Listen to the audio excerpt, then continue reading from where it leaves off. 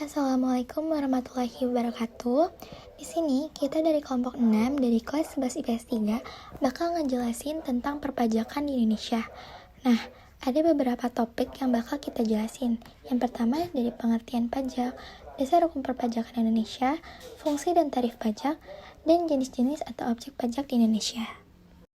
Pajak adalah kontribusi wajib kepada negara yang terutang oleh orang pribadi atau badan yang bersifat memaksa berdasarkan undang-undang dengan tidak mendapatkan imbalan secara langsung dan digunakan untuk keperluan negara bagi sebesar-besarnya kemakmuran rakyat.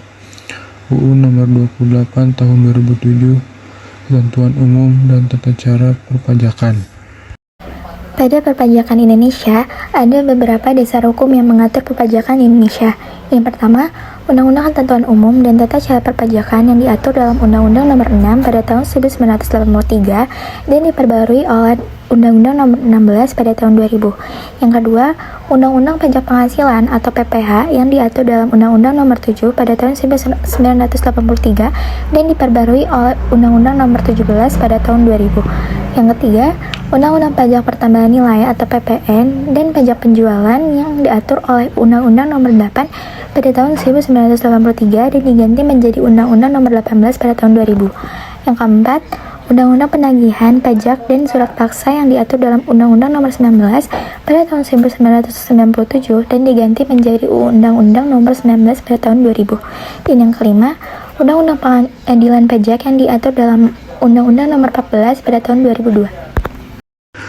Fungsi dan tarif pajak ada 4, yaitu yang pertama fungsi anggaran. Pajak berfungsi sebagai sumber penerimaan kas negara. Pajak yang dikumpulkan dari masyarakat digunakan untuk membiayai pengeluaran negara. Nah, semakin banyak masyarakat yang membayar pajak, maka semakin besar pula pendapatannya. Yang kedua, fungsi alokasi. Fungsi ini menekankan bahwa pajak harus digunakan untuk mendanai atau menyediakan barang atau jasa yang dibutuhkan masyarakat, misalnya untuk membangun sarana prasarana atau bahkan membangun sebuah infrastruktur. Yang ketiga, fungsi distribusi atau pemerataan.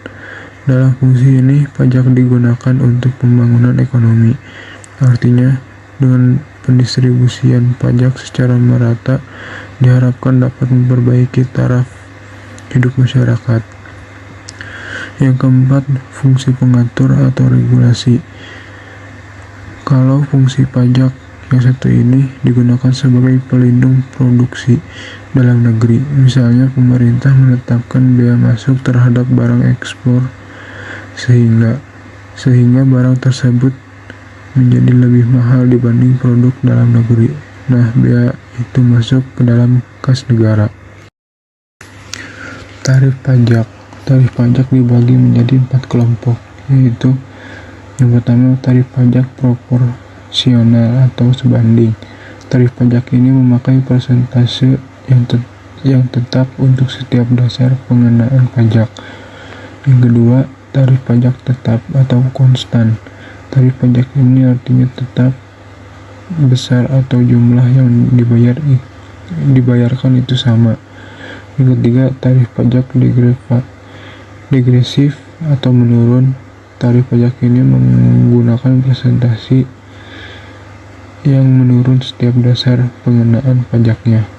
Yang keempat, tarif pajak progresif atau meningkat, seperti yang sudah dijelaskan dengan contoh pengenaan tarif pajak kendaraan, bahwa persentase pajaknya meningkat untuk setiap dasar pengenaan objek pajak. Apa itu objek pajak? Objek pajak adalah segala sesuatu yang menurut undang-undang dijadikan dasar atau sasaran pemungutan pajak. Misalnya, pendapatan tanah, gedung, bangunan, dan kendaraan.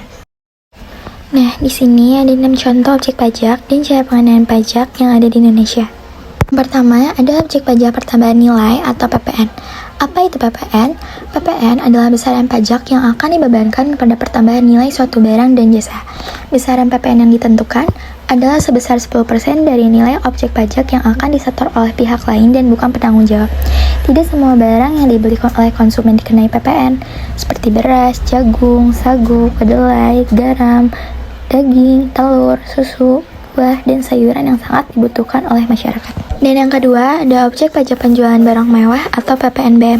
PPNBM adalah pajak yang dikenakan atas transaksi yang melibatkan barang kena pajak atau BKP mewah, baik itu barang yang diproduksi di dalam negeri maupun di luar negeri. Berdasarkan pasal 8 Undang-Undang Nomor 42 Tahun 2009, besaran tarif PPNBM paling rendah adalah 10% dan yang paling tinggi adalah 200%. Namun, jika pengusaha melakukan ekspor barang mewah, maka tarif yang dikenakan adalah sebesar 0%. Hal ini guna mendukung peningkatan ekspor barang mewah dari Indonesia ke luar negeri. Dan yang ketiga, ada objek pajak bumi dan bangunan atau PBB. PBB adalah pungutan yang dibebankan atas objek pajak berupa tanah dan atau bangunan yang muncul sebagai akibat adanya keuntungan dan atau kedudukan sosial ekonomi bagi seseorang atau badan yang memiliki suatu hak atasnya dan memperoleh manfaat dari objek tersebut.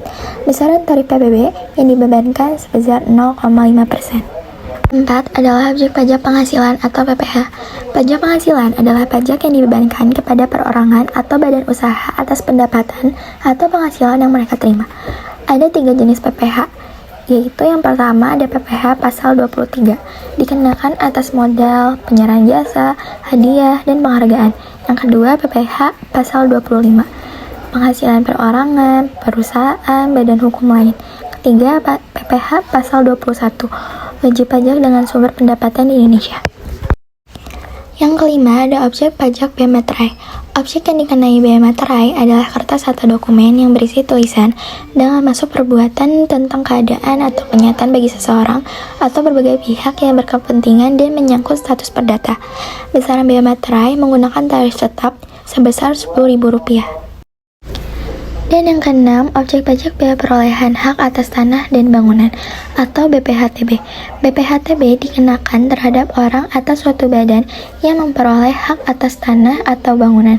Sesuai dengan pasal 2 Undang-Undang Nomor 20 Tahun 2000, perolehan hak atas tanah atau bangunan meliputi jual beli, tukar menukar, hibah, hibah wasiat, warisan, pemasukan dalam perseroan atau badan hukum lainnya, pemisahan yang mengakibatkan peralihan, hasiah, penggabungan usaha, pelaksanaan putusan halim yang memiliki kekuatan hukum tetap.